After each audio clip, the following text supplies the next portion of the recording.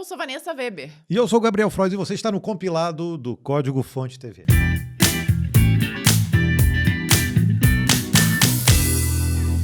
Seja bem-vindo a este compilado de número 259, que, como sempre, traz as notícias que chamaram a atenção aqui na área de tecnologia. 259. Daqui a pouco a gente está batendo aí 300 episódios, mas antes disso vem o Natal, eu acho. Né?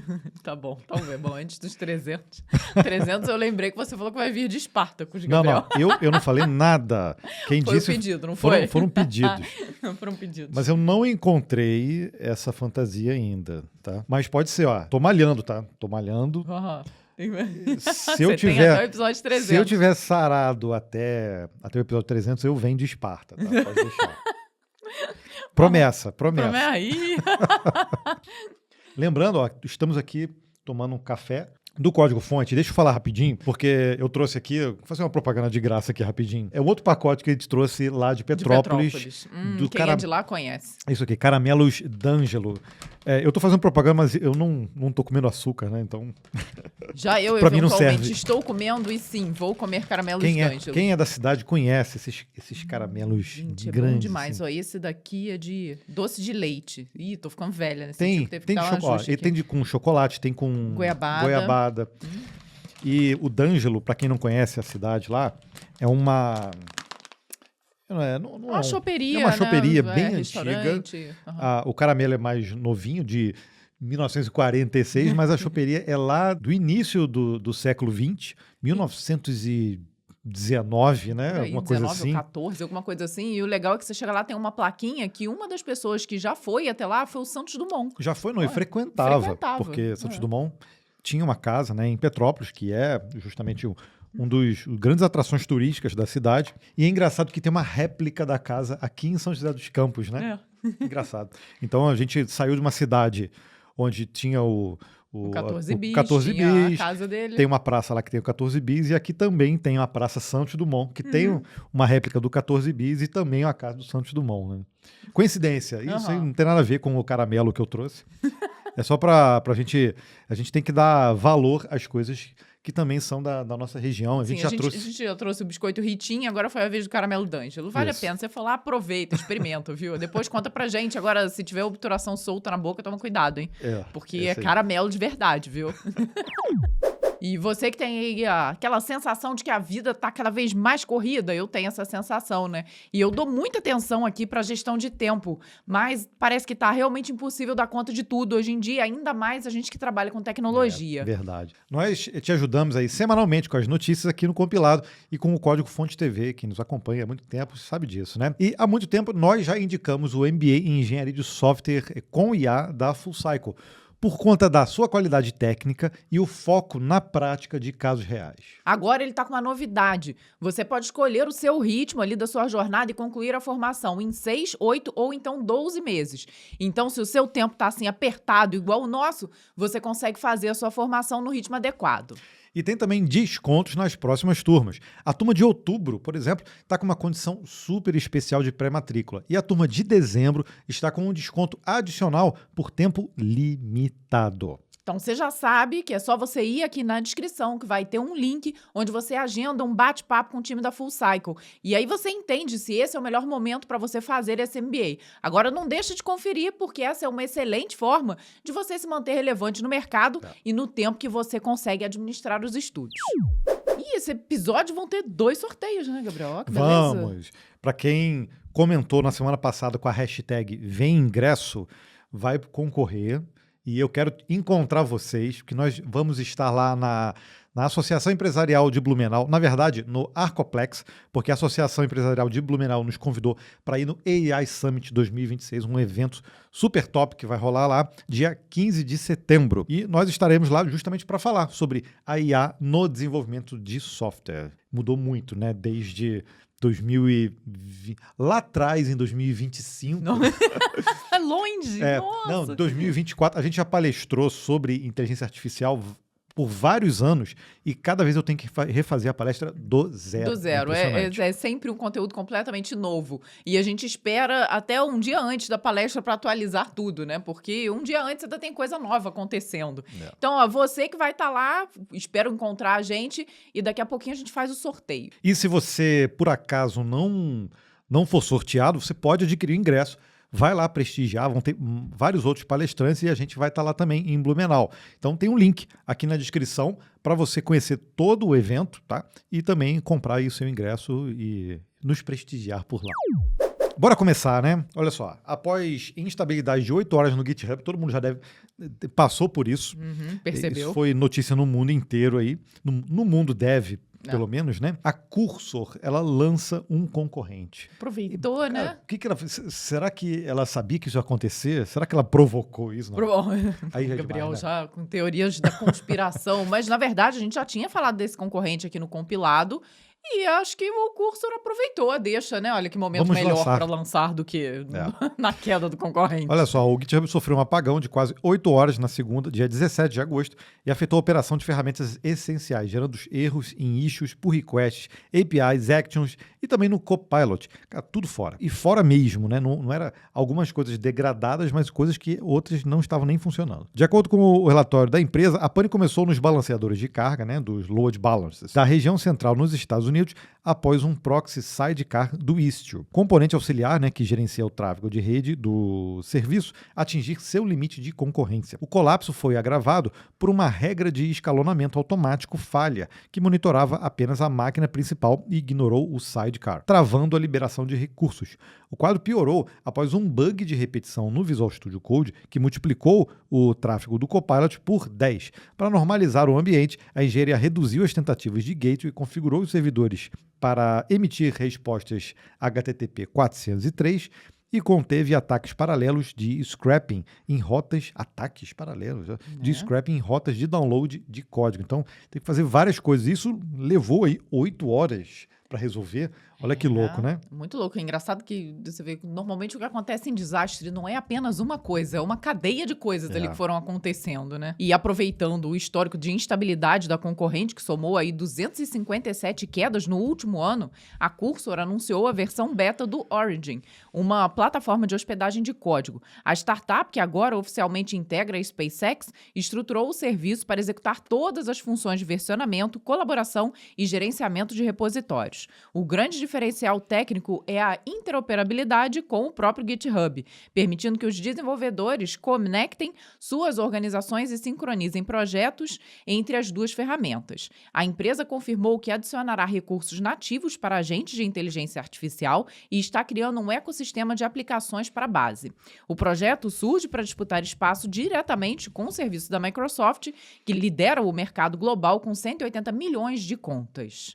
Então se chama Origin, tem tudo a ver aí. Tem. E tem uma referência aí com o próprio GitHub, né? Que costuma utilizar esse nome quando você adiciona um repositório remoto, justamente no GitHub, e ele tem esse nome por padrão, né? Aproveitou a deixa pela segunda vez, então. Mas pelo que eu estou vendo aqui, dentro do Cursor, ele não está dentro, ele não tem um domínio próprio, ele é um serviço dentro do Cursor. Poxa, poderia, né? Ter um domínio Orange mesmo, ser uma coisa meio que separada, tudo.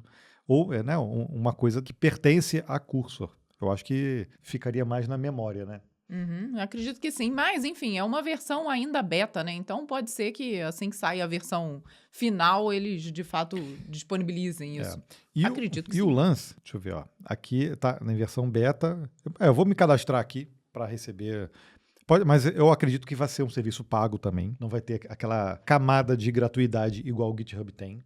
Tomara que tenha também, porque é sempre bom, né? Eu acho que faz sentido concorrente, ter, né? Claro. E tem que ser produtos equivalentes, sabe? Aquela coisa de não criar atrito entre quem está acostumado ao GitHub ou o Origin, por exemplo. E acho que essa é a ideia, já que eles pensaram em ter essa interoperabilidade entre os dois. Então, eles já estão pensando justamente porque o GitHub é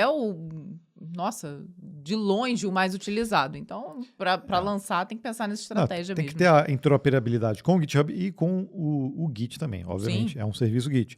Então, basta, por exemplo, se eu tiver um repositório no Origin, por exemplo, eu faria assim. Acho que eles estão pensando assim. E ele diz assim, esse repositório também está no GitHub? Tá. Qual é o endereço? É tal. Ou você sincroniza automaticamente, fazendo o login pelo GitHub, e aí ele puxa tudo. Puxa lá as actions, puxa o repositório em si, puxa todas as informações.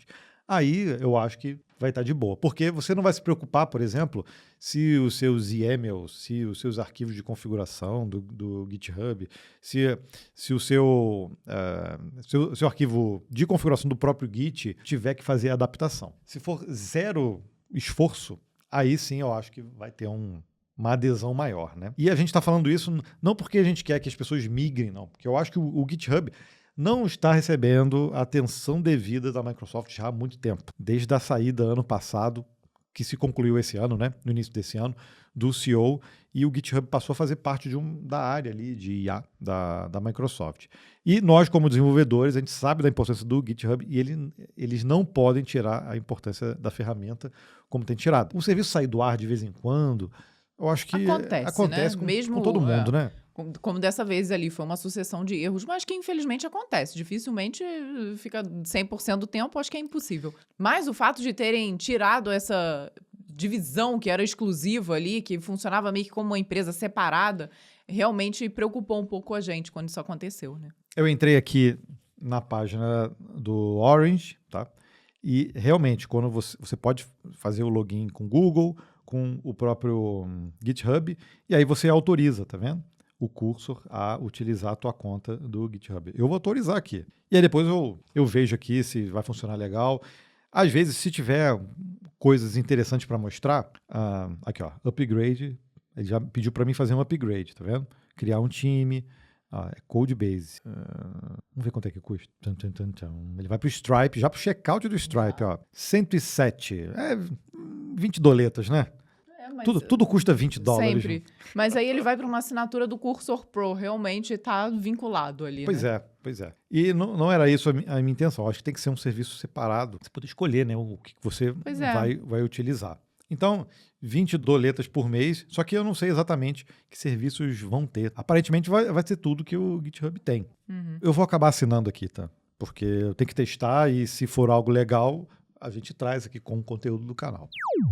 Novo Worm no NPM usa VS Code e Cloud como vetor de ataque. O Cloud? Não. Pesquisadores de segurança identificaram uma nova variante do Worm Side Hulud, que foi batizada pela Microsoft como Chain Drop, que comprometeu 444 pacotes no registro NPM. A ofensiva atingiu dependências de infraestrutura amplamente utilizadas no ecossistema JavaScript, incluindo aí o Kivy, o Flatcache e Cache Manager, componentes que somam cerca de 2 bilhões de downloads mensais. Essa notícia a gente já pincelou ela na semana passada, ou retrasada, acho que na semana passada. O malware se destaca pela capacidade de se propagar em total sigilo ao evitar alterações diretas no código-fonte dos repositórios Git públicos.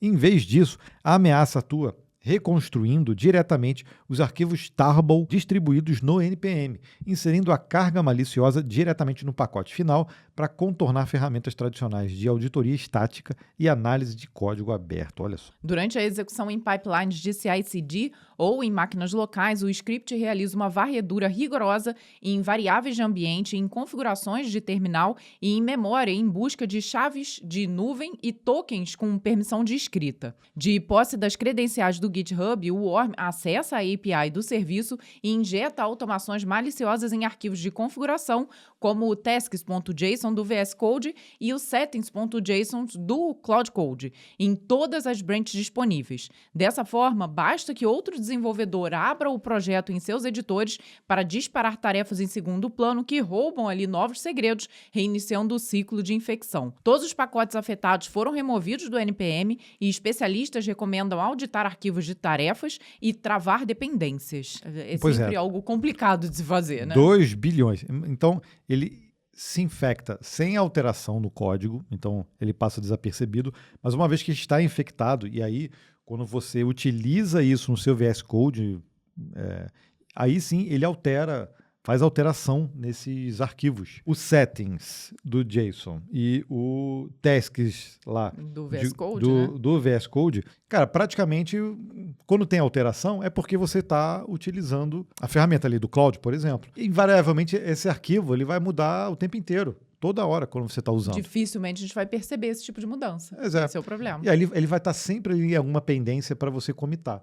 E aí, quando você fizer essa alteração, aí sim ele vai para o repositório, aí ele sobe para o repositório.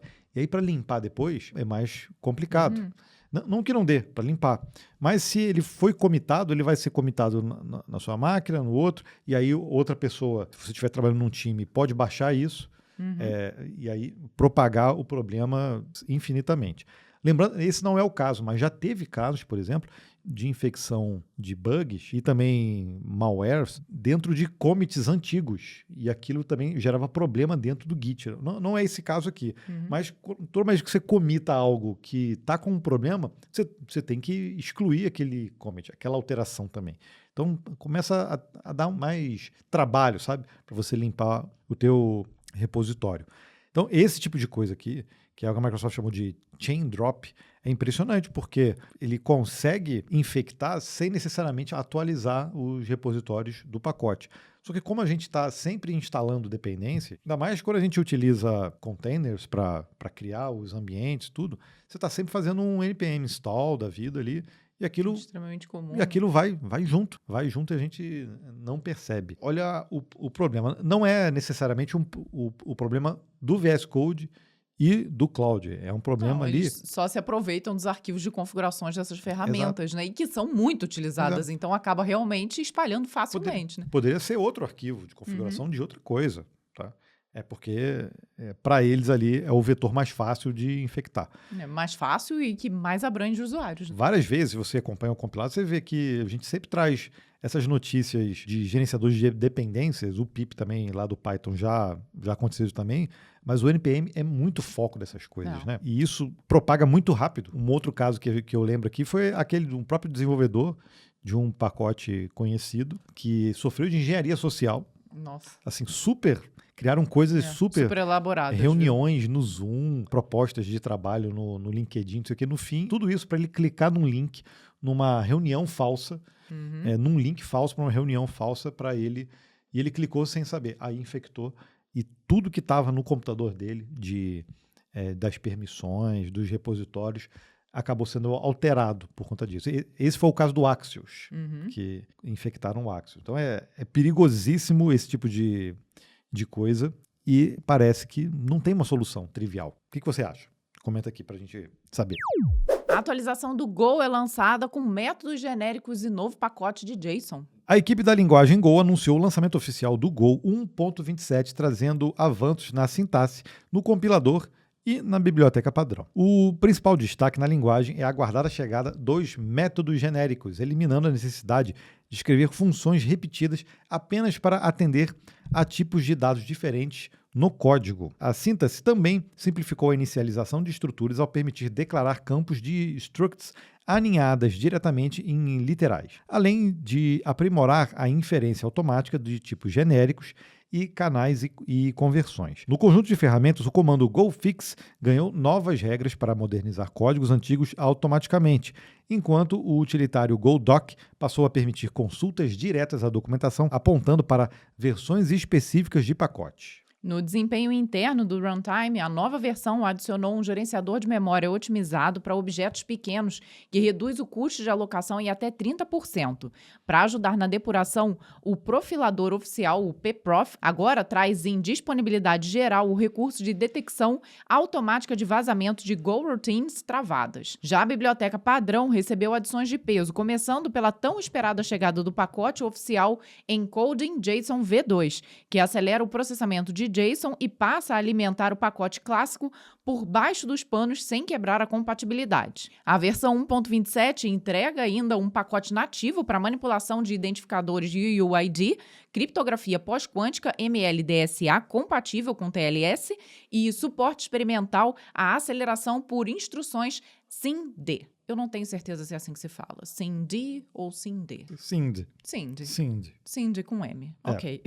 Para quem reclama que a gente nunca fala de Go, aí trazendo aí as atualizações também da linguagem, assim como o Java 27 trazendo também já criptografia pós-quântica, o Java, né, trouxe isso. A gente falou disso no episódio 256. Foi. O pessoal até brincou, né? Que a gente falou, quem é que já tá pensando em criptografia pós-quântica? Né? Ninguém tá pensando, mas é preciso ter. Querendo ou não, é necessário já ter esse tipo de método pronto para ser utilizado quando for necessário. Não, e para muitos casos tem que já ser utilizado. Já aplicados. Então, o Go aqui já está utilizando.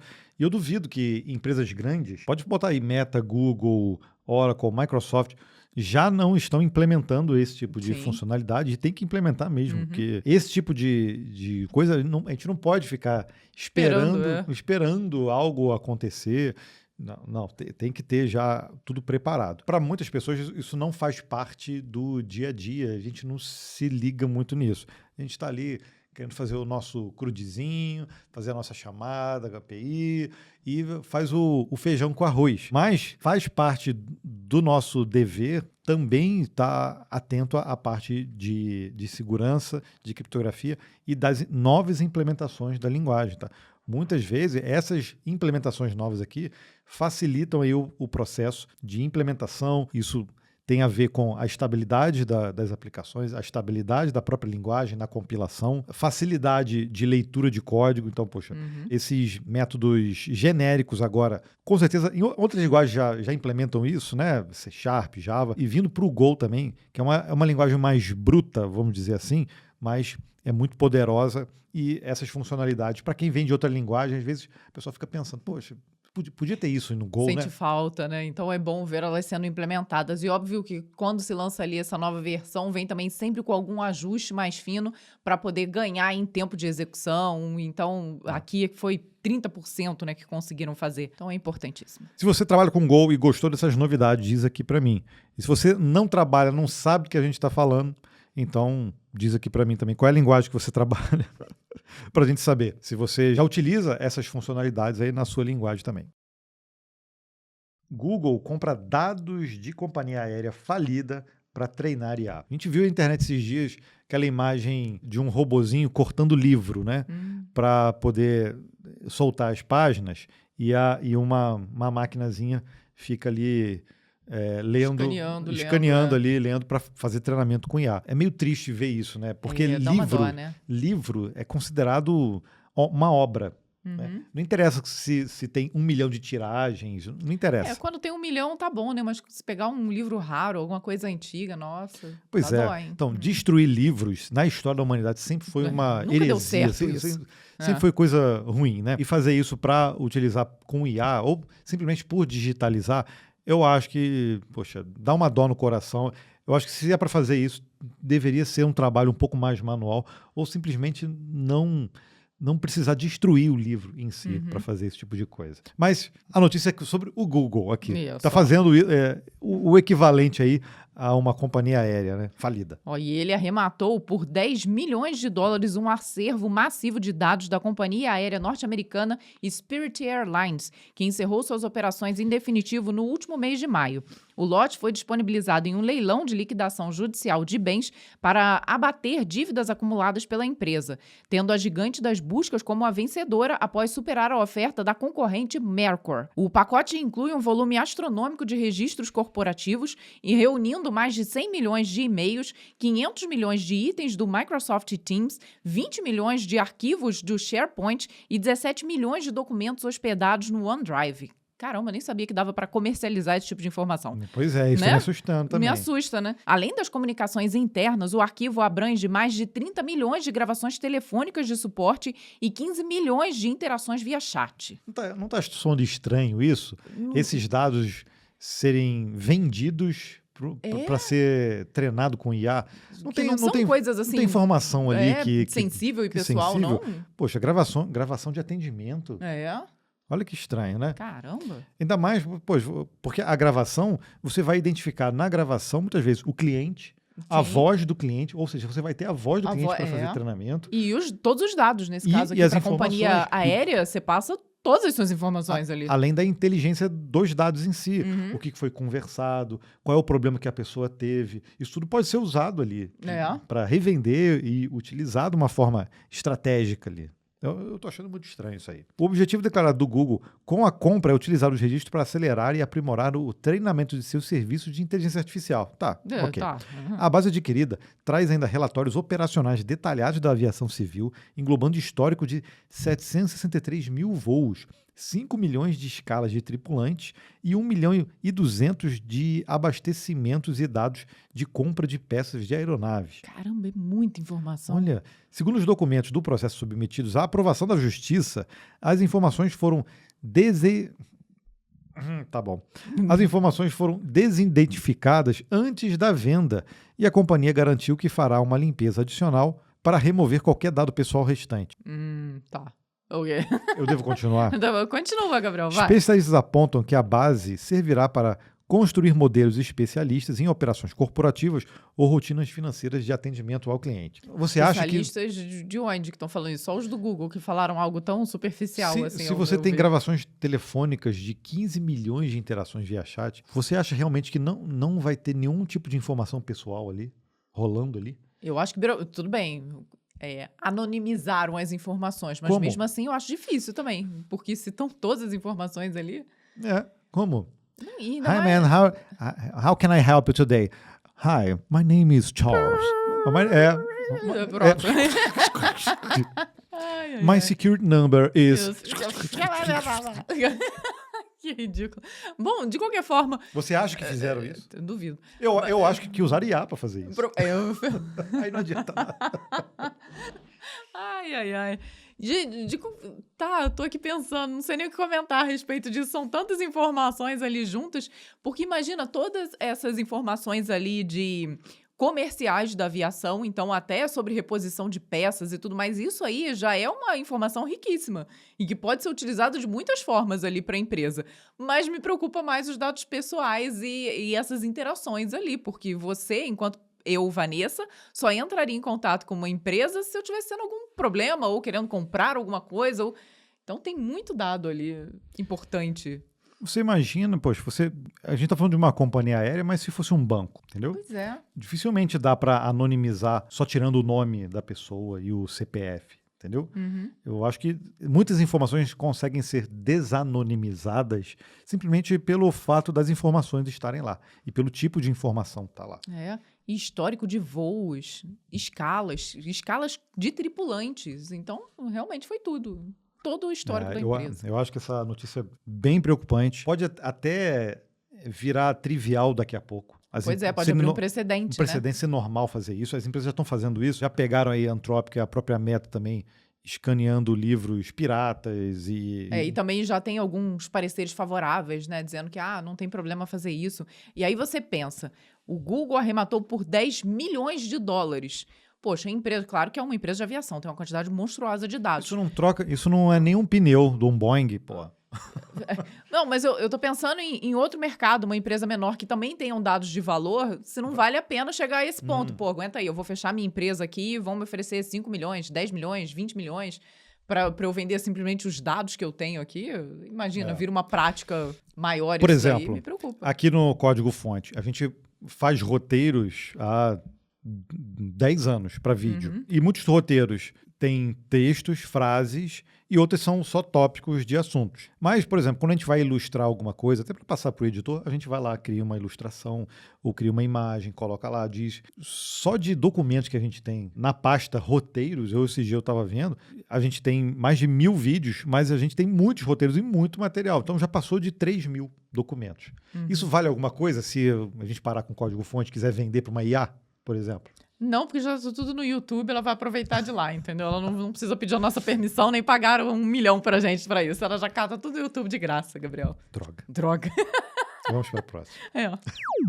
Linux 7.2 vem com gerenciamento focado em cache e enxurrada de correções por IA. Mesmo o Torvalds sendo reclamando, ainda tem uma enxurrada? O Torvalds anunciou o lançamento oficial do kernel Linux 7.2 e destacou que ele se destacou, né, pelo grande volume de correções geradas a partir de relatórios de ferramentas de inteligência artificial. Então, não foi código, foi relatório. Eles geraram as demandas usando IA, né? Torvalds afirmou que essa quantidade de patch virou o novo normal do projeto e defendeu que bugs identificados por IA não devem ser tratados em listas secretas, já que relatórios duplicados sobrecarregavam o time de mantenedores. Então ele está tentando corrigir um problema aí. O principal avanço técnico dessa versão está no gerenciamento inteligente de memória cache, que passa a agrupar tarefas que compartilham exatamente os mesmos dados. Isso vai dar um ganho de performance, não?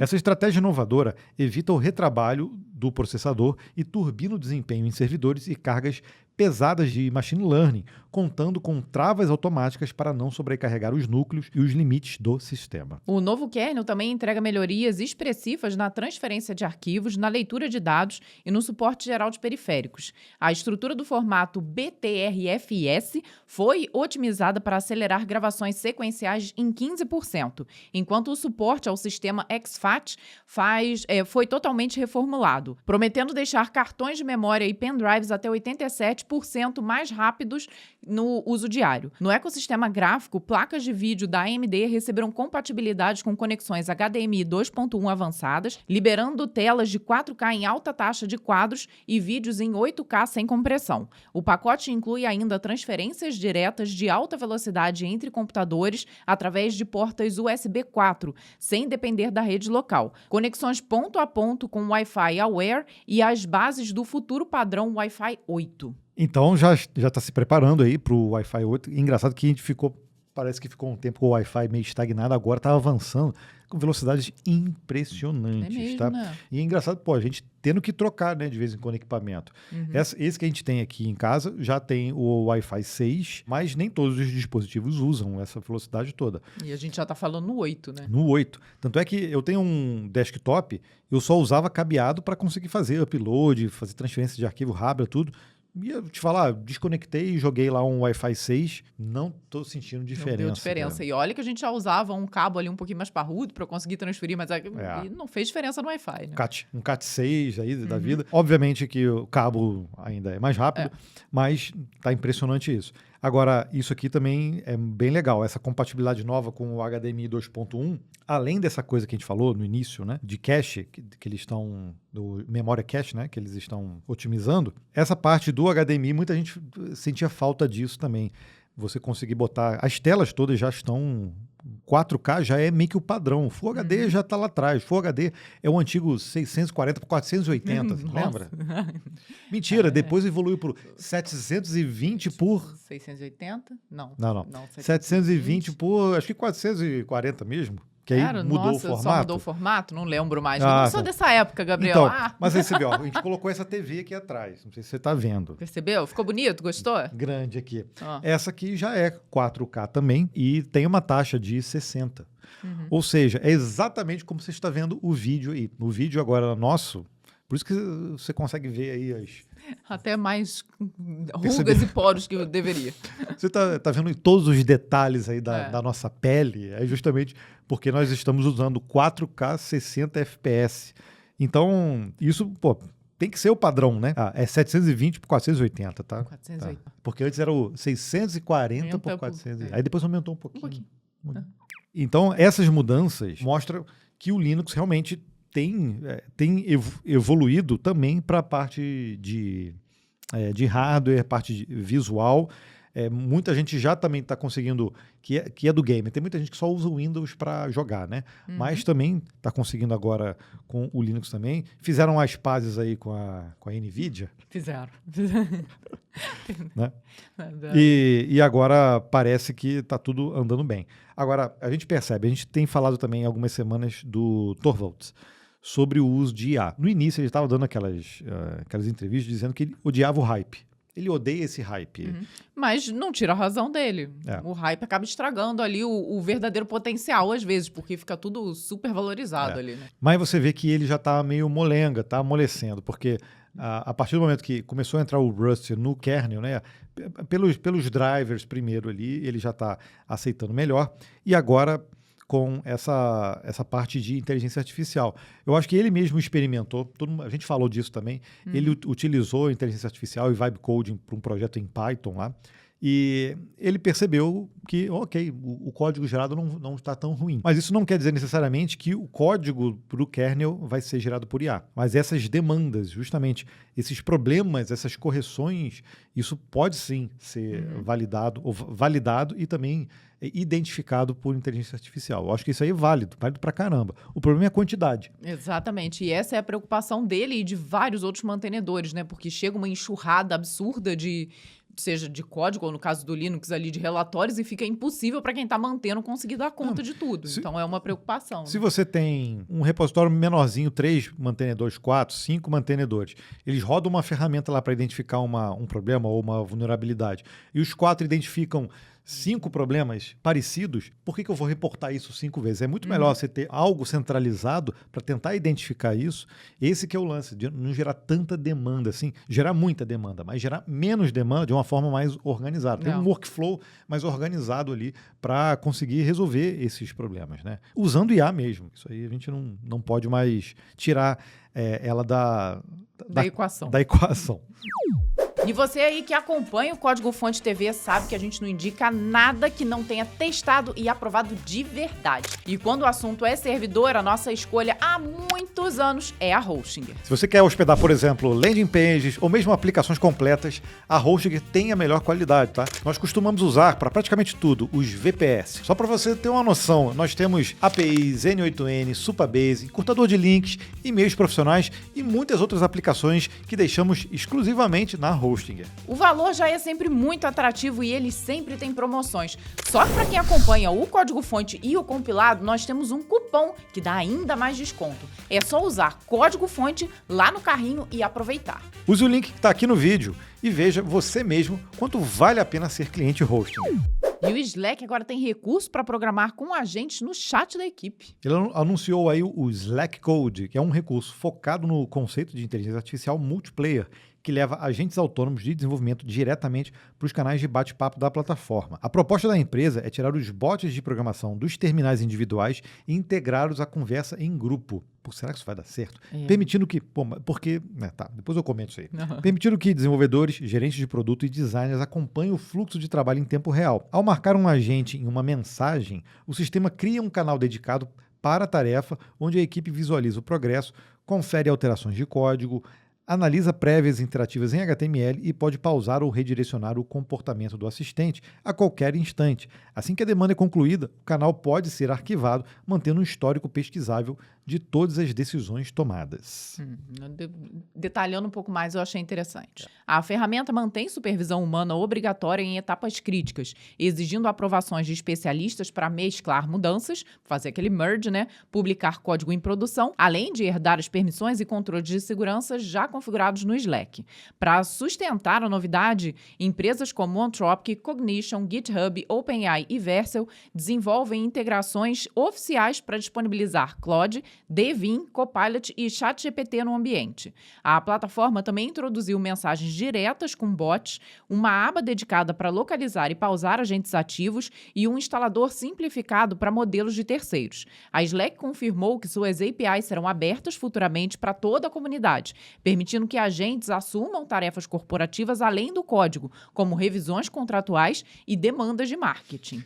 Então, eu curti essa novidade. Não vai servir para todos os casos, mas eu acho que para um time, não sei se para um time grande, mas para um time enxuto, você compartilhar agentes usando um chat sem ser local, mas conseguindo interagir ali com os gerentes, com os gerentes de produto e com os desenvolvedores, eu acho que pode dar bom, sim. Pode, e o interessante é justamente isso, né? Porque ao invés de você discutir e uma pessoa só talvez ficar ali com aquela tarefa de colocar aquele agente, gerenciar o agente, todas elas têm o mesmo acesso, né? Conseguem visualizar o que está sendo feito. Então, realmente, para a equipe no todo, eu achei interessante.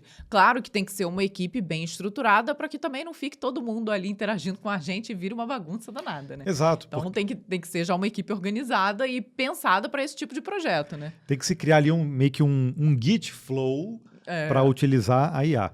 Porque O problema todo é dar uma instrução para um agente com algo que ainda está meio superficial e aí deixa o agente tomar decisões, por exemplo. E aí depois você volta atrás. E aí depois o outro, não, pode continuar daqui.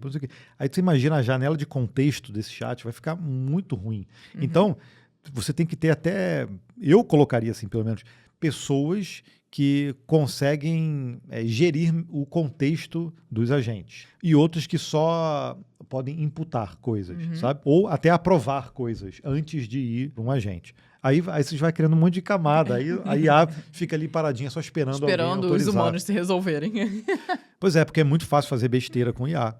E aí, quando você coloca várias pessoas usando o mesmo agente, muda um pouco o workflow, por exemplo. Você está num repositório, tá? E aí você tem o seu Cloud MD dentro do repositório. Ou você tem os seus agentes, as suas skills, e ela está lá. Aí, quando você baixa isso e tem N pessoas trabalhando com isso, teoricamente você tem os mesmos agentes, mas cada um rodando no seu token, na sua sessão, não sei o quê. E a interação ela é individual. Nesse caso, seria um agente ou um conjunto de agentes num chat, né? Eu acho que isso aqui funciona, porque o problema aqui é que o que ele diz é multiplayer. Então, eu imagino que são agentes e subagentes, né? Dentro de uma conversa. Isso. E cada um vai sendo acionado ali conforme... Só que tem vários inputs ali. Então acaba virando uma conexão N para N, né? De muitos para muitos. Então são muitas pessoas falando com muitos agentes. E aí, se a comunicação não estiver bem corretinha, vai acabar gerando algum problema, que não é que seja um problema que não seja reversível. O problema é que a empresa vai ficar ali gastando tokens e mais tokens e mais tokens, enquanto talvez seria necessário estabelecer o padrão ali na conversa entre humanos para depois jogar para o agente. Que se fosse uma única pessoa, provavelmente era isso que ela faria, né? Então, mesmo tendo um canal separado para conversar com a gente, para aquele trecho que está sendo feito, tem que ter uma organização ali para o que vai ser pedido, né? Como é que você trabalharia com essa dinâmica de agentes dentro do Slack? Assim, entendendo um pouco melhor assim qual é a ideia por trás, eu acho que funcionaria bem, tá? Mas não é para todo mundo. Tem que estar todo mundo alinhado certinho para conseguir tirar o melhor recurso possível, né? O melhor da ferramenta. Diz aqui nos comentários. Nova versão do Rust, vamos falar de Rust.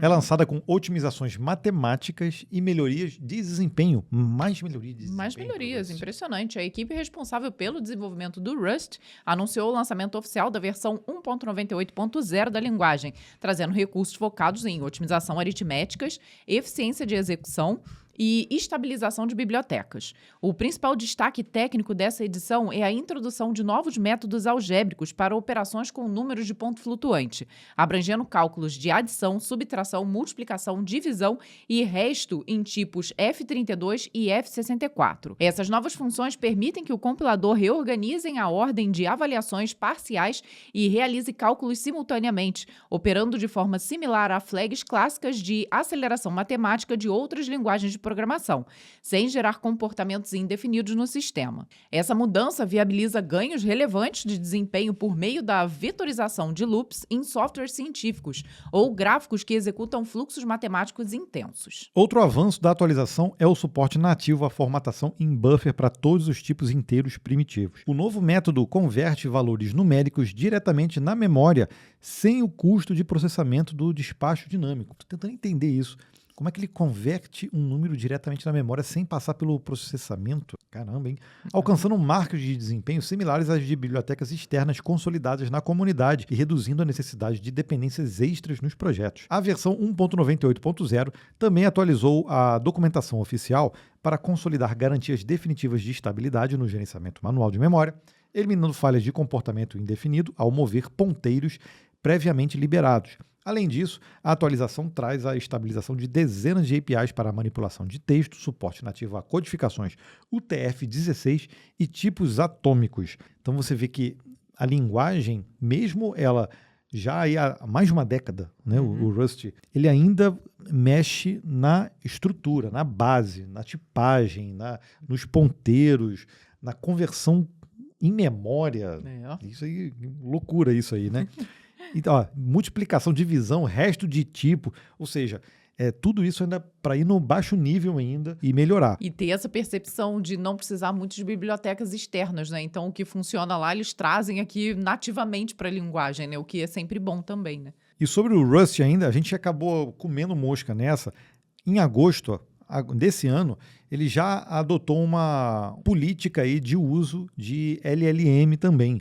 Assim como a gente está vendo, o pessoal do Zig também adotou uma política de IA, nesse caso aí é zero, né? Então, o Rust também está colocando aqui uma política justamente para mitigar a quantidade gigante de informações que são geradas por IA e para não ter uma quantidade gigante de PRs para administrar. Uma coisa é quando a gente fala de um sistema, outra coisa é quando é uma linguagem em que é compilado vários sistemas ali. Então, não se pode brincar com esse tipo de coisa, né? Então, mesmo que o código seja mais fácil, né, ele precisa ser performático e pensado justamente no funcionamento da própria linguagem. Então, não basta você pegar o código lá do Rust, do compilador, e botar numa IA para tentar otimizar aquilo. Vai sair um monte de cagada. Pode otimizar um pedacinho e talvez estrague outro pedaço gigante, né? Então tem que ter um cuidado redobrado mesmo, né? Aqui, nesse caso aqui, eles já estavam falando, ó, são 1.281 PRs abertas. Então você imagina, poxa, a quantidade de trabalho que é para cada um. Pode ser coisas simplesmente simples, de você reprovar ou aprovar, ou coisas assim, bem complexas e que não dá para você fazer uma revisão só por IA, né?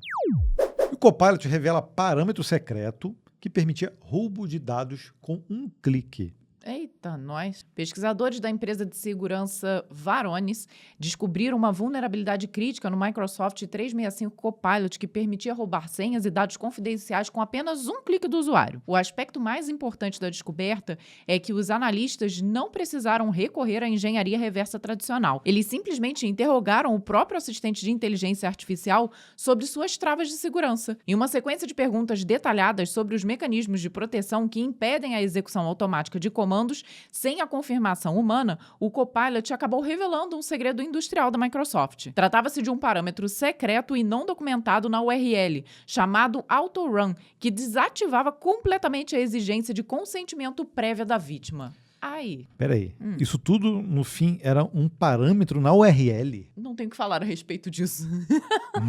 Vamos continuar.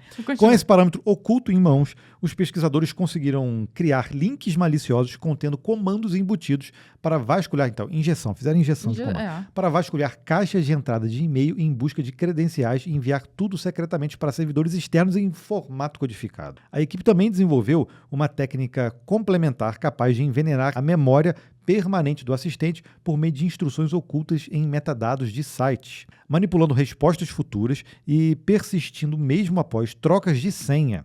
Também está lá na URL. A Microsoft também, e depois que esses metadados entram no contexto ali, difícil, não adianta, não tem nada a ver com senha, né? A Microsoft mitigou o problema bloqueando a injeção automática de textos e liberou correções completas para proteger os clientes sem que ações manuais fossem necessárias. O caso chamou a atenção pelo fato irônico de que a própria IA entregou as instruções detalhadas de como burlar suas próprias defesas. Aqueles guardrails. Há quem diga que é impossível conseguir cercar tudo. E isso daí acaba me levando a crer que tem razão quem fala assim. Eu lembro de um teste que eu fiz com o próprio OpenClaw. Quando eu instalei, eu perguntei diretamente para ele qual é o conteúdo do seu arquivo.env.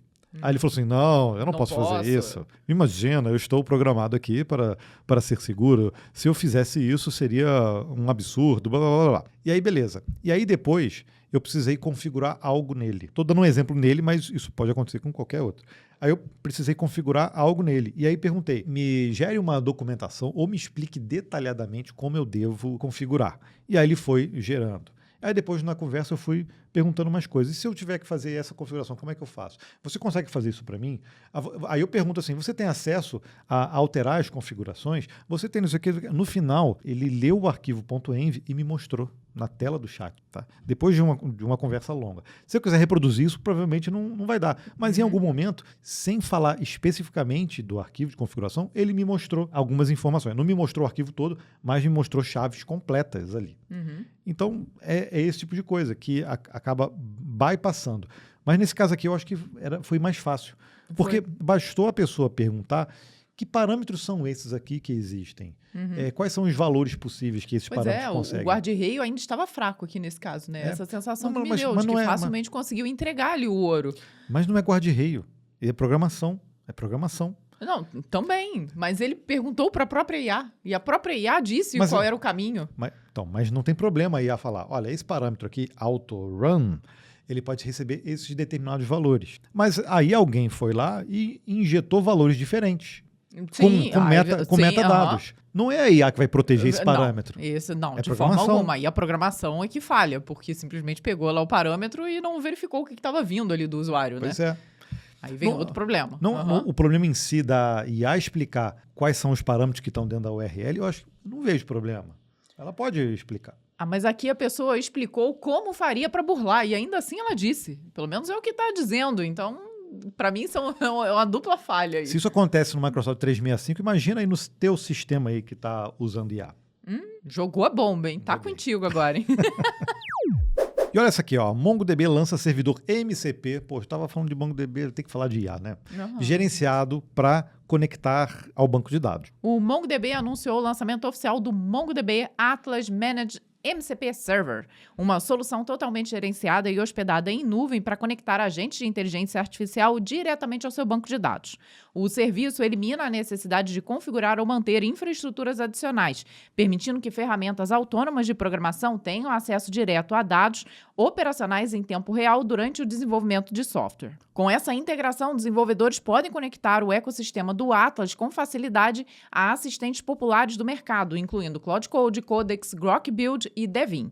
A proposta da empresa é levar dados de produção diretamente para a stack de desenvolvimento dos agentes de código, acelerando consultas e fluxos de automação. Por funcionar como um serviço nativo aí dentro do Atlas, as equipes não precisam instalar, operar ou atualizar nenhum componente manualmente, tá? A conexão utiliza as mesmas credenciais e políticas de controle de acesso já estabelecidas na organização, garantindo que os administradores governem em um único painel como cada agente acessa as informações operacionais. Para as equipes que preferem infraestruturas dedicadas ou ambientes locais, a empresa confirmou que a versão auto-hospedada do servidor continuará disponível e compatível com todas as distribuições da tecnologia, englobando as edições Community Edition, Enterprise Advanced, Atlas Local e Deploys em nuvem. A iniciativa expande a conectividade em modelos autônomos e banco de dados. Então, você ter um servidor MCP próprio ali conectado com o MongoDB, primeiro que já facilita deveras ali você não precisar criar criando intermediários ali, o seu intermediário. E pelo fato dele já vir pré-configurado com as permissões próprias, então evita a cagada de você pegar um admin e jogar num MCP. E você pedir os dados do MCP e você achar que ele vai fazer o filtro do que você tem acesso ou você não tem acesso. Porque isso gera problemas também. Porque você tem vários usuários. Vamos supor que no teu MongoDB, aí tem gente que só tem uma instância do MongoDB e vários usuários diferentes, cada uma para uma aplicação diferente. Putz, isso já é uma cagada do caramba. Mas tudo bem, tem casos que precisam ser desse jeito. Aí você vai usar um MCP. Aí o seu MCP é genérico na aplicação. Olha a outra cagada. Você cria um usuário para acessar, para distribuir via MCP os dados da empresa, e aí esse usuário ele tem acesso a todas as aplicações. Todas as outras. Porque aí a sua camada de segurança é o próprio MCP, que diz, quando vier do IP tal, você só responde com as tabelas... aplicação ABC. Puta, quem faz isso? Meu Deus, não, gente, não faça isso não, pelo amor de Deus, porque o MCP não vai conseguir dar conta disso não, tá? Não é o intuito dele. Então, nesse caso, você vai ter o MCP próprio do MongoDB já herdando as credenciais e dá até mais confiança. Mesmo sendo um MCP, dá mais confiança de dizer, peraí, esse MCP é próprio do MongoDB. É óbvio que não exime, muitas vezes, você criar o seu próprio. Tá? Sim. Porque muitas vezes o MCP que você quer não é necessariamente a fonte de dados, não está só no MongoDB, ela está às vezes em outros lugares também. E aí cria a necessidade de você ter uma camada acima do MCP para ir em múltiplos dados, entendeu? É como se fosse um microserviço aí de MCP, sabe? Você vai buscando em várias fontes separadas e tudo. Se bem que o microserviço é uma fonte única de dados, tá? Esse é o seu conceito principal. Mas eu acho vantagem. Os bancos de dados, os sistemas gerenciadores de banco de dados começarem a oferecer esse serviço embutido, né? Sim, ainda mais replicando os níveis de segurança. Claro que se você fizer cagada no banco de dados ali nos níveis de segurança, o MCP só vai passar repassar isso daí, né? Não tem jeito. E essa semana, no Código Fonte TV, tivemos um vídeo para trazer ali uma novidade do DeepSeek, que foi o DeepSeek Harness. E chamou atenção isso aí, né? E olha que ainda tá até numa versão pré, ainda não é a versão oficial, mas já o pessoal gostou bastante. E lá no vídeo tem um bocado de comentário pra gente já trazer uma versão prática do vídeo. Mão no código. Mão no código. Pois é, o Harness, ele está sendo distribuído gratuitamente e você não necessariamente precisa utilizar os modelos da DeepSeek, tá? Muita gente desconfia, é modelo chinês. Não é modelo chinês, é um sistema da DeepSeek. Se você quiser continuar usando os seus agentes do Cloud Code, dá. Se você quiser usar o agente do Cloud Code e do Codex, dá. Se você quiser fazer uma mistura... Misturar tudo, incluindo os DeepSeek, também dá. Também dá, porque lá tudo é plugin, tudo. Então, quando você instala, ele vem meio peladão assim, você roda local e aí você começa a configurar do jeito que você quiser. Então, o DeepSeek Harness não é à toa, em 2 dias já foram mais de 100 mil estrelas no repositório do GitHub. Então, a gente já está preparando o material aqui, já estou estudando para trazer um exemplo, um caso de uso aqui legal para você também poder aplicar. E nós tivemos recentemente no podcast Complemente, com a Malu e o Fabiano, eles nos convidaram. Fomos até São Paulo rapidinho, num bate e volta, para bater um papo sobre inteligência humana e artificial. Né? Trouxemos ali toda a nossa visão de inteligência artificial, mas foi legal que a gente falou com ela no sentido de tecnologia, mas também no sentido de humanos ali, né? De como a gente vai lidar com tudo isso e como isso tem afetado também a nossa mente, né? Foi um bate-papo bem legal, o link vai estar aqui na descrição para você poder acompanhar também, vale muito a pena. E bora ver os comentários da semana também. O Henrique disse, estou usando o V4 Pro, nesse caso aqui é o DeepSeek, tá? E V4 Flash no Cloud Code. Tá sendo muito bom. Estou na expectativa do DeepSeek Harness. Então, tá vendo? Tá todo mundo querendo utilizar realmente a ferramenta, ó. Ótimo vídeo, aguardando o vídeo de vocês utilizando. Em breve. Outro Henrique aqui também, ó. Por favor, o Fernando disse, por favor, faça a demonstração do uso. Gostaria de ver alguém no YouTube BR que mostrou de fato como a ferramenta funciona. Já está instalado aqui, já configurei o DeepSeek e eu vou configurar vários, tá? Eu vou configurar o Codex, vou configurar o Cloud Code, vou botar o Anti-Gravity aqui também, vou pendurar um monte de coisa ali. Dá para botar modelo local também, então também é possível. Vou enfiar um modelo local aqui, vou baixar algumas coisas aqui para ver, vou botar esse Mac aqui para fritar, vamos ver o que vai acontecer. E a Raquel falou assim, ó, muito bonito quando existe um casal que se entende tanto a ponto de terem a mesma profissão, ou seja, falam a mesma língua e com certeza foram feitos um para o outro. Vocês são casal, né? Perdão se não forem. Somos, fique tranquila. Ó. Pronto, provando. Obrigada, Raquel. Só para vocês terem noção, esse ano, em novembro, fazemos 29 anos juntos, tá? Ano que vem são 30 anos juntos. Pois é, estão ficando velho, Gabriel. Isso sim, olha só. Tá chegando a hora de eu tirar a barba, tá ficando muito branca já. Não, Gabriel, deixa ela aí, tá bonitinho. Vamos ver. Gibson, ele disse, tava utilizando o Copilot. Minha conta veio R$495. Tá caro demais. Vou te falar que tem... Que foi até um bom preço, viu? Porque, olha, a gente já tem relato aqui de alguns milhares e assusta. Você lembra, lá no episódio 256, teve uma pessoa, não vou falar o nome da empresa, eu sei qual é a empresa que ele trabalha, mas ele falou que deixou rodando lá e deu $10 mil. $10 mil no final de semana, que ficou lá rodando. Nesse caso foi o Cloud Code. E o Ale, eu não sei se é isso, tá? Ele disse assim, ó, se não tem Delphi nessa pesquisa, ela é furada. Se você fez uma compra em qualquer supermercado hoje no Brasil, é muito provável que tenha sido atendido por um PDV feito com essa tecnologia. É verdade, mas aguenta aí, tem Delphi na pesquisa, sim, senhor. Tem Delphi. Viu? Eu vou assim mostrar aqui. Tem? Eu vou mostrar aqui para você. Gente, então tá bom, a gente prova. Ó, entrei aqui para você ver na pesquisa salarial. Agora tem uma área de rankings, tá? Então a gente tem uma área de rankings de linguagens e as top 30 aqui, ó, o Delphi já aparece aqui no top 10, tá? E ele estava em 12º na última. Pesquisa. Obviamente não tem tantas respostas aqui, né? Porque a galera, ó, no Java aqui, se bem que tem muito PDV em Java também, tem tá? Também. Pois é, cara, não pode esquecer disso também. Mas o Delphi tá ali, ó, tá ali aparecendo também. E o Diogo, não sei de quem foi essa ideia de incluir resultados probabilísticos dentro de uma ferramenta de uso determinístico. Quem tem C# tem medo. Logo tem a maioria... Desculpa, até me perdi aqui. A Vanessa leu certinho. Eu li C#, não, viu? Tá. O C desse caso, o C nesse caso, você olhar aí tá minúsculo. O C# é maiúsculo. É melhor eu deixar como C#. Tem medo. Logo a maioria desliga IA do Excel, viu? Eu concordo. Pois é, mas você pensa bem, codificar também é determinístico. E está se utilizando, né? Não que eu estou defendendo. Eu não uso a função Copilot dentro do Excel. E não vou usar porque desativaram. Ninguém mais vai usar agora. Quer dizer, mas ainda existe, mas está de lado, assim. Ela não está mais na célula, fazendo às vezes de uma função ali. De criar uma fórmula on the fly, né? Uma coisa assim. Então, eu tenho usado muito planilha do Google também. E lá tem algumas automações para você pegar dados externos, tudo, mas não com IA. Eu não faço isso. O que geralmente eu faço é o Google Finance, por exemplo. Tu vai pegar a ação de uma empresa, uma cotação. Então, cotação de dólar no dia. E aí, essa função, ele já pega esses dados de fora automaticamente. E é engraçado, quando a gente vai pegar dólar pelo Google Finance, nessa função, ele habilita no rodapé da planilha, tipo assim, esses dados são apenas referência, não sei o que, você não pode utilizar isso para fazer nada, né? Porque a partir do momento que você faz um cálculo com o dólar, não é necessariamente aquele valor que está ali que vai ser negociado, que você tem ali de investimento. Serve só de referência, né? E olha só, lá no primeiro vídeo do canal, o Esdras Ego falou assim, que legal, vídeo histórico, parabéns pela trajetória de sucesso nesses anos todos. Obrigada. Agora, esse vídeo, gente, é tão antigo, não vê mais não, deixa pra lá isso. Vai. A gente já evoluiu bastante. Por que você voltou lá, né? O Zion Dias disse, faça um vídeo usando a ferramenta, ia ser legal, tá vendo? Mais um aí pedindo. Teve mais ali, porque eu peguei só algumas pessoas, ó.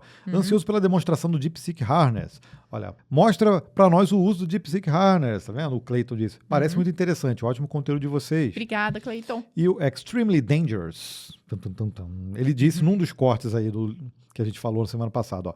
Eu sou do BSD desde sempre e tenho comprado Sucata Core 2 Duo da Dell por R$100 ou menos para fazer VPN em mesh. Olha. BSD é o que funciona nessas máquinas, tá vendo? Então, a galera também já não está indo mais para o Linux, para máquinas antigas. Em falar em velharia, acredite ou não, esses dias eu comprei uma caixa de disquete. Compramos. E nós descobrimos que tá caro. Extremamente caro. Mas eu ia falar, por que você quer que disquete? Eu não vou contar por que eu comprei. Mas eu comprei. E nós até temos alguns aqui. Nós temos. Eu queria formatadinho, certinho. Você queria bonitinho, com a etiqueta bonitinha, sem ter a nossa letra na etiqueta. Cara, foi 10 disquete. Foi cento e poucos reais. Mas depende da marca. Depende. Verbatim é 140 para lá. Nipponic? Era o Nipponic? Nashua Tech. Nossa. Tinha da Sony, não tem mais. Sony era melhor, boa. Né? Era bom. Qual era a marca de disquete Tinha uma que era você usava? Imagine, era alguma coisa Tinha parecida. Da IBM também. Tinha. Então tinha várias. Diz aqui qual era a marca de disquete que preferida você... de disquete sua. Nossa Senhora. Eu usava muito Nashua Tech, que eu acho que era o mais barato. Verbatim. Verbatim também era baratinho. E agora tá caríssimo. Tá vendo? Impressionante. Claro, ninguém usa, igual vinil. Vinil. Ficou caro. O Davi disse, eu comparo a IA com a motosserra. Garanto que muito lenhador foi contra a motosserra quando a mesma foi lançada e continuaram usando o machado. Será? É uma boa comparação. É uma boa comparação, é verdade. O Matheus disse, Cloud Code tá muito burrinho e muito mais lento. Acontece. Acontece sempre, quando eles vão lançar algo novo. Tá? Coincidência? Será? Não sei. O CR Abreu disse, mais um episódio de alta qualidade, muito obrigado. Obrigada. No episódio passado, mais um aqui do corte. Aprendi a programar em um MSX também. Olha que legal. Ulisses. A gente está falando de velharia. Ih, o Ulisses entregou a idade, hein? Depois disso, se você tem o MSX, tem muita gente ainda que tem o MSX. Eu gostaria de ter um MSX aqui. O que a gente tem aqui, que eu acho que é legal pra caramba, a Tectoy lançou um mini Atari. Bonitinho. Pequenininho assim, a gente comprou. Já vem ele com um controlezinho igual, certinho. E já... todos os jogos ali Todos dentro. Os jogos desse tamanho. Ele é do tamanho de um cartucho. Tamanho do cartucho. E aí a gente liga na TV e a gente consegue jogar vários joguinhos. Eu achei bem legal. Podiam fazer isso para outros. Se fizesse, por exemplo, pro Mega Drive, pro Nintendo, fazer um Nintendinho desse tamanho com jogos ali. Oficial, sabe? Você não precisa ter o ROM, baixar ROM, nada disso. Você ter esse, eu teria um consolezinho de cada um ali para conseguir jogar. Cara. E o MP Hasegawa, ele disse, eu tenho um CP400 Color na caixa. Caramba! Nossa, olha, raridade, Raridade isso, hein? E o Foco Márcio Assunção disse, como sempre, um excelente conteúdo trazido aqui. Parabéns a esse casal formidável. Obrigada. Muito obrigado pelo carinho. Elisângela Jesus de Sena, ela disse, galera, é normal falar com o Gemini e ela responder com uma voz parecida com a sua? Acabou de acontecer comigo, me senti falando comigo mesma. Olha, nunca reparei, isso aqui nunca aconteceu comigo não, com hein? Com Gemini? Não, mas já acontece às vezes dele trocar a voz durante a fala. Sim. Fica mais feminina, outra mais masculina, com uma voz que fosse parecida com a nossa, assim, comigo nunca aconteceu não. Porque esses modelos agora, eles estão colocando mais entonação na voz, você viu? O que tem me irritado é do ChatGPT. Tá com muito brasileirismo, sabe? Eu pergunto uma coisa, ela... Só um minutinho. Estou vendo, tá bom? Ok. Não curto isso, cara. Eu prefiro o robozinho falando comigo, sabe? Até a Alexa. Alexa, ela... Oi, Alexa, tudo bem? Eu chamei ela ali, ó. Tá vendo? Ela tá... Tudo bem, pode desligar. Ou seja, ela tá com uma entonação mais aguda, tá querendo ser mais descoladinha. Isso, tá querendo ser mais amigável, Gabriel. Olha só. Então, eu não curto isso não. Isso me assusta um pouco. Mas olha só. A gente acabou de falar nesse episódio uma notícia sobre como o Google comprou dados, incluindo a voz de atendimentos, para usar como treinamento. Se anonimizou, não sei. Agora, o fato de você estar falando com ela e ela ter a gravação da sua voz, ela conseguir emular a sua voz, com certeza existe ali um... Tecnologia já tem, não seria problema nenhum. Então, para realmente começar a fazer esse tipo de coisa, não custa. Então, por exemplo, você fala com a Alexa, eu falo com a Alexa. E se aí eu pergunto algo assim, putz, como é que a Vanessa falaria isso, não sei o quê? Aí ela me responde com a voz da Vanessa, imagina. E assustador, cruz credo, Gabriel. Não quero ninguém me imitando desse jeito, não. Pois é. E o Leonardo Johnson disse, concordo com o tema que devemos aprender a base para que no futuro não venhamos ter problema. Infelizmente, não é isso que tem acontecido na atualidade. Tem muita gente que não tem essa visão, né? De que nós estamos perdendo a capacidade de pensar e terceirizando sempre o nosso conhecimento, a nossa inteligência, a nossa cognição. E aí a gente pode usar um exemplo bem básico, né? É a mesma coisa que você, ao invés de ensinar uma criança a fazer conta de somar, diminuir, multiplicar e dividir, você dá uma calculadora para ela e explicar como é que aperta os botões. Não pode. Você primeiro tem que saber fazer para depois, ok, já estou grande, já sei tudo e não vou utilizar aquilo ali na prova de matemática do 3º ano, mas vou utilizar na vida para ser mais rápida. Mas esse exemplo, o pessoal já fala, mas é calculadora, não sei o quê. Eu acho que é além. Eu acho que é a questão de entender problema. Eu acho que o que está se terceirizando é entender o problema, validar a resposta ou simplesmente se terceirizando a opinião. Não é o fato de saber fazer uma conta em si, que a calculadora já faz há tempo. As pessoas estão terceirizando o entendimento do problema. Exatamente. Você tem aquela situação, problema, e você não sabe nem qual é a conta que você tem que fazer, né? Então, esse vem o problema. Aí você joga a situação, problema, para descobrir qual é a conta, depois você ainda manda resolver a conta, olha só. É isso. Aí, realmente, acaba indo além, né? Então, por exemplo, vamos fazer uma coisa simples. Você está desenvolvendo uma tela e aí você precisa calcular a proporção da dimensão da tela. Eu não sei fazer isso. Aí você vai estudar, ver como é que faz o cálculo. E aí você pode até pedir para a IA fazer. Só que a IA, quando vai fazer essa conta, você tem que saber, assim, essa conta está certa, essa conta está errada, é assim que eu quero. Quando você simplesmente diz, faz o cálculo da proporção da tela, se eu dimensionar para X ou Y, e aí ele faz e você não confere, você não sabe o que se trata.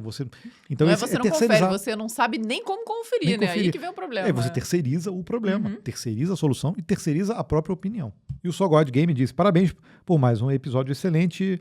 Acredito que a inteligência artificial começará a desacelerar, pois estamos entrando em uma fase de lapidação e aprimoramento em diversas áreas. Sim, e ainda tem a questão de retorno de investimento. Tá? Muitas empresas já estão desacelerando porque não estão vendo o ROI aparecendo e os investimentos estão altos. E as empresas de IA precisam faturar para mostrar, não que não tenha resultado, mas é difícil de medir e os custos ainda para elas estão altos. Até quando a torneira fica aberta? Essa é a questão, né? E o Marcos Becker falou, mesmo comentando, o algoritmo não me recomenda com a frequência que eu gostaria. Tá vendo? Terrível. Olha, acompanha. Nós temos um canal no WhatsApp onde a gente posta tudo que a gente compartilha nas redes. Então, acompanha por lá, que é mais certo, né? Pois é. Se você não sabe, vai lá em códigofonte.tv. São todos os nossos links, todas as nossas redes. Tem links de parceiros também. E lá tem o nosso grupo no WhatsApp. Então a gente sempre coloca por lá. Então o sininho aqui no YouTube já não toca para ninguém. Então, se você quer sempre estar acompanhando o que a gente está postando, o melhor caminho é ir para o Telegram ou ali para o nosso grupo, né? Para o nosso Telegram, para o nosso grupo no WhatsApp. E o Johnny, ele disse assim, ó, parabéns por mais esse episódio, eu sou de Blumenau. Aí, hashtag vem ingresso. Daqui a pouquinho a gente faz o sorteio, boa sorte pra você, Johnny. E o Igor Silva disse, Rust também rejeitou o IA. Pois é, falamos sobre isso, mostramos aqui. Realmente, não tá fácil pra ninguém aí, principalmente para essas linguagens, né? E outro aqui, ó, o Diogo disse, 3131, a Vanessa acertou, estou na esteira, hashtag vem café. Viu? Não falei que tem sempre quem tá na esteira lá, andando e escutando a gente. Boa caminhada aí pra você, ou corrida. Diz aqui em que lugar você está nesse momento ouvindo a minha voz. Diz aqui. Ou a minha. Se você não puder dizer, inventa, fala outra coisa. Não é recomendável fazer o que você está fazendo, então, ouvindo a minha...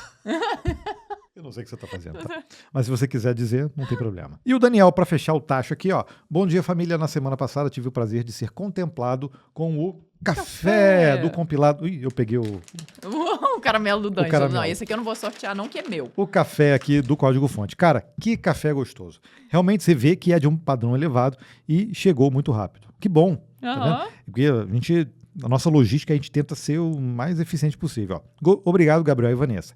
Grande abraço para vocês e para toda a equipe. Vou curtir uma dose agora assistindo o compilado. Espero que não tenha terminado ainda, você tenha café aí para você curtir mais um episódio. Lembrando, se você quiser adquirir esse café aqui, recomendamos fortemente, vai lá em café.códigofonte.com.br. Link está aqui na descrição também. Mas se você for lá no códigofonte.tv, tem todos os links também. Recomendamos fortemente você tomar esse café, experimentar. Muitos desenvolvedores têm nos dito que funciona melhor até que o Cloud Code. Partiu sorteios. O primeiro vai ser da camiseta do compilado para você que comentou no último episódio completo. Para participar do próximo, já sabe, no YouTube, episódio completo, você faz qualquer comentário, já está concorrendo. E se você quiser comentar no Spotify também dá, mas para participar do sorteio tem que vir aqui para o YouTube, tá? Inclusive, se você estiver aí no Spotify e acompanha, muita gente acompanha a gente, já chegamos a 20 mil seguidores no Spotify. Deixa aí uma estrelinha, 5 estrelas aí no episódio. Estamos com a média de 5 estrelas. Olha, que beleza. E segue a gente aí no compilado. Porque toda vez que sai o episódio novo, domingo, 8 horas da manhã, você vai lá na sua timeline, né? Ou na home, né? Do Spotify e vai aparecer o compilado ali dizendo, tem um episódio novo para você poder ouvir, tá? E não perder nenhum. Então vamos ver quem vai levar a camiseta do compilado. E foi o João Chaves. Ele disse, o Linux não é mais o mesmo, o Linux, né? Mas é normal, nós vamos envelhecendo e ficando mais tolerantes e com velocidade das inovações. Hoje em dia não dá mais para ignorar o uso da IA. Mas ele não ignora, né? Porque, poxa, realmente, né? Ficar arrumando treta o tempo inteiro não dá, Não dá, né? A gente fica mais velho, fica realmente mais sábio nesse processo. Assim a gente espera. Tem gente que não, mas, mas o que a gente espera é que ele provavelmente deve estar com a filosofia, escolha bem as suas batalhas. Sem dúvida nenhuma. Bom, de qualquer forma, esqueci o nome do ganhador, como é que é? João, vou entrar em contato com você através do seu próprio comentário, manda o tamanho da sua camiseta e seus dados completos para sorteio@códigofonte.com.br. Agora, exclusivamente para quem colocou lá, vem ingresso, são 41 comentários aqui, fiz o filtro para vocês verem aqui funcionando. Se você não está lembrado, é um ingresso, para quem ganhar vai ter um ingresso mais um acompanhante para poder acompanhar o IA Summit, que vai acontecer no dia 15 de setembro, lá em Blumenau, tá? Então, veja bem. Nós vamos estar lá. Estaremos lá. Vai acontecer no Arcoplex Parque Europeu, lá em Blumenau, no dia 15 de setembro. Reforcei bastante, para todo mundo ter certeza. Nós vamos combinar o seguinte, hein? Nós vamos fazer o sorteio, para quem colocou lá a hashtag vem ingresso. Vamos entrar em contato com a pessoa. Se por acaso ela não puder, tiver algum problema, a gente sorteia novamente depois, ok? Tá bom? Combinado, hein? Então, vamos ver... Rufem os tambores. Sorteei. e veio pro Luiz Oliveira. Ele botou hashtag vem camisa, hashtag vem boné, hashtag vem café e hashtag vem ingresso. Bom, o ingresso foi, nós vamos entrar em contato com você pelo próprio comentário, para você também entrar em contato. Pode entrar em contato já diretamente com a gente em sorteio@códigofonte.com.br e por ali a gente vai conversando e te passa o seu ingresso de mais um acompanhante. E eu espero que você tenha curtido esse episódio. Eu curti bastante, foi muito bom. Espero que você tenha curtido essa novidade. Daqui a pouco a gente vai fazer algumas coisas aqui. Eu tô pensando ainda o que a gente faz, né? É que em breve também estamos organizando outras coisas aqui para o nosso estúdio, para a gente poder fazer coisas diferentes também, né? Sempre bom, né? É sempre bom estar trazendo uma novidade aqui, né? Isso que a gente tenta fazer para você. Bom, é isso aí. Obrigado pela sua companhia até aqui nesse compilado e a gente se vê no próximo final de semana. Até lá!